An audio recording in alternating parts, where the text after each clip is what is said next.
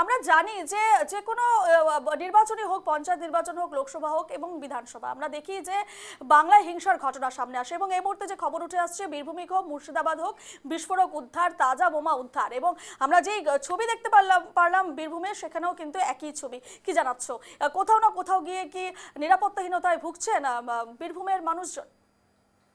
রূপা, একদমই তুমি যে প্রশ্নটা করলে এবং যে বিষয়টা বারবার উঠে আসছে বিভিন্ন নির্বাচনগুলির সামনে এলেই, যে বীরভূম কিন্তু বারুদের স্তূপে দাঁড়িয়ে আছে কার্যত। এবং প্রত্যেক থানা এলাকা, বলা যেতে পারে প্রত্যেক বুথ এলাকা থেকেই কিন্তু প্রতিনিয়ত বোমা অস্ত্র উদ্ধার হচ্ছে, পুলিশ বিপুল পরিমাণে বোমা অস্ত্র উদ্ধার হচ্ছে। এবং প্রশ্ন উঠছে যে এই বোমা, এত বিপুল পরিমাণ বোমা আসছে কোথা থেকে? তাহলে কি এখানে বোমা তৈরি করা হচ্ছে? বোমা তৈরির, অস্ত্র তৈরির কারখানা গড়ে উঠেছে বীরভূমে? সেই বিরোধীরা কিন্তু বারবার সেই বিষয়ে অভিযোগ করছে এবং পুলিশ ও প্রশাসনের নিষ্ক্রিয়তা এবং তার সঙ্গে সঙ্গে একাংশের যোগ সাজক রয়েছে, এমনও কিন্তু চাঞ্চল্যকর অভিযোগ করছে বিরোধীরা। এবং যে ছবিটা দেখা গেল যে গতকাল রাত্রে কিন্তু নলহাটি থানার পুলিশ বিপুল পরিমাণে ডিটোনেটর এবং জিলেটিন স্টিক উদ্ধার করেছে।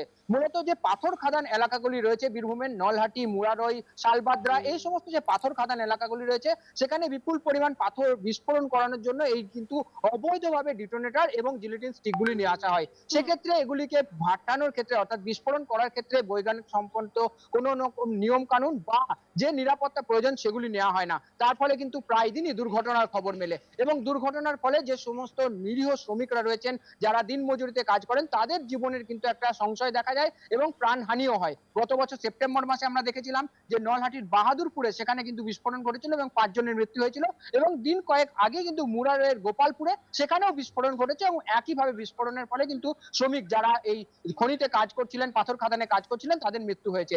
এবং এত বিপুল পরিমাণ ডিটোনেটর উদ্ধার হয়েছে, সেই ডিটোনেটর শুধুমাত্র কি এই পাথর খাদানের জন্য ব্যবহৃত হতো, নাকি এই যে নির্বাচন আসছে সামনে তার জন্য ব্যবহার করা হতো, সেই বিষয়টা কিন্তু প্রশ্ন থাকছে। এবং স্বাভাবিকভাবে বীরভূম জেলা পুলিশ ইতিমধ্যেই এলাকাগুলিতে তদন্ত শুরু করেছে, তল্লাশি শুরু করেছে।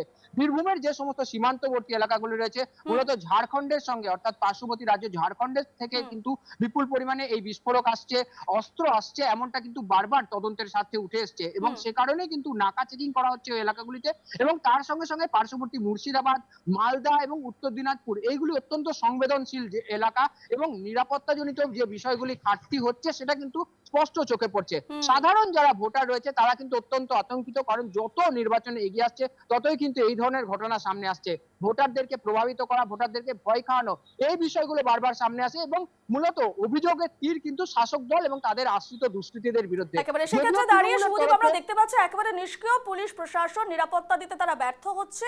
তবে এর পেছনে, এই ধরনের ঘটনা যে সামনে আসছে তার পেছনে ঠিক কি কারণ রয়েছে, কোথায় এই ধরনের একেবারে হিংসা ছড়ানোর তাদের চেষ্টা ছিল, সেই সমস্ত বিষয় কিন্তু পুলিশ এবারে যদি তদন্ত না নেয় তাহলে কিন্তু আগামী নির্বাচনে কোথাও না কোথাও গিয়ে আবারও মানুষ কিন্তু আতঙ্কের মধ্যে দিয়েই তারা তাদের ভোটাধিকার সাব্যস্ত করতে পারবেন কিনা তা নিয়েও কিন্তু একটা সংশয় দেখা দিয়েছে। এই মুহূর্তে তোমাকে ধন্যবাদ জানাচ্ছি শুভদীপ।